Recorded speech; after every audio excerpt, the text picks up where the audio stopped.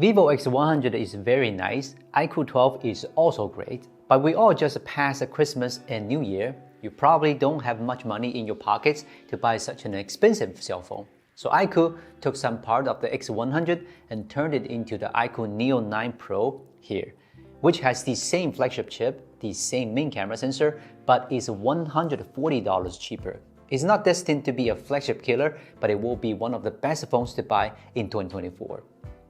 When I got this phone, I marveled at how it can be so light and thin. Technically, the iQOO Neo 9 Pro isn't particularly thin and light. I feel that way because all phones released recently are over 200 grams and over 8mm thick. So it is still quite comfortable having the Neo 9 Pro in the hand. Why are all the other phones so heavy? Because they all use metal frames and glass backs. Then why is the Neo 9 Pro so light? Because its frame and back cover are plastic. The USB is still 2.0 and the fingerprints are positioned further down. I mean, yeah, it's cheap, but I'm totally fine with it. The processor used in iQOO Neo 9 Pro is the MediaTek Dimensity 9300, which is the same chip as the Vivo X100 series. As you can see, the CPU will be a bit stronger than the Snapdragon 8 Gen 3, while the GPU will be slightly weaker. Although MediaTek says they are the best in the world, I would put the Dimensity 9300 in the same league as the 8 Gen 3. After all, the difference doesn't look that big. Let's start with an appetizer, the PUBG Mobile gaming test. You can see that under light loads, they are really in the same league as well. Even the 8 Gen 3 consumes slightly less power and has a smoother frame rate curve. When it comes to heavy load gaming, the Dimensity 9300 reverses the situation. Temperatures and the power consumption are both lower with about the same frame rates. Combined with the gain super resolution and frame interpolation, the Neo 9 Pro's gaming experience is very good, at least in Genshin Impact. Of course, these two features still only support a few Chinese games. This is something the Vivo family phones regret for. Looking back at the Redmi K70 Pro's reviews, the camera is really bad. So we all know that phones focused on performance usually have poor cameras. But we're wrong on Neo 9 Pro, it has a superb camera. As I said at the beginning, the Neo 9 Pro is a revamped version of the Vivo X100. It has the same sensor in both the main and ultra-wide camera and the same image algorithm. That's why it's one of the best phones I've seen with the best camera in the 400 price point.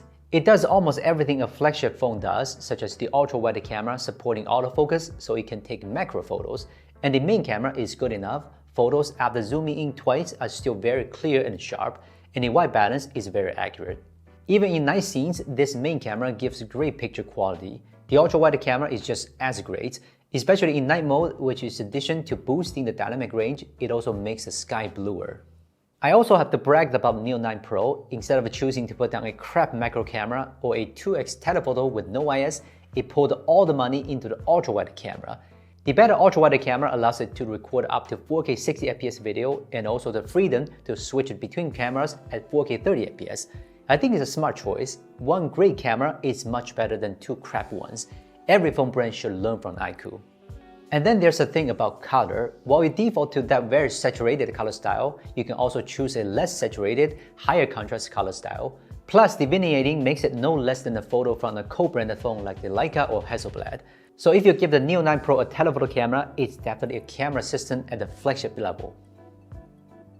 The screen on the iQOO Neo 9 Pro should be the biggest shortcoming. While the resolution and refresh rate are unchanged compared to Neo 8 Pro, the pressure sensitivity feature is gone though. And when you look at it from the side, you will see more obvious rainbow lines. The only good news is the new LTPO, which saves some power. To be honest, all the other specs are pretty good, it just lacks some surprises. For a better screen, check out the Redmi K70.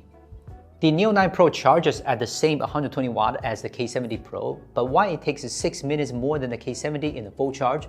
Probably because the slightly larger battery. While the battery capacity isn't super large, it's not small either. Combined with the excellent power consumption control on the heavy loads, it got a slightly better battery life than the K70 Pro in the same price range. By the way, it doesn't have wireless charging either. As the cheapest phone with a flagship chip, the Neo 9 Pro has done its mission well. Kill Redmi K70 Pro. In particular, I'm impressed with its awesome camera system. If the OnePlus Ace 3 doesn't surprise me when I have my hand on it, then the iQOO Neo 9 Pro will be the best phone to buy these days. So don't forget to subscribe to our channel. OnePlus Ace 3 review is on the way. I'm Will from China. We'll see you next time.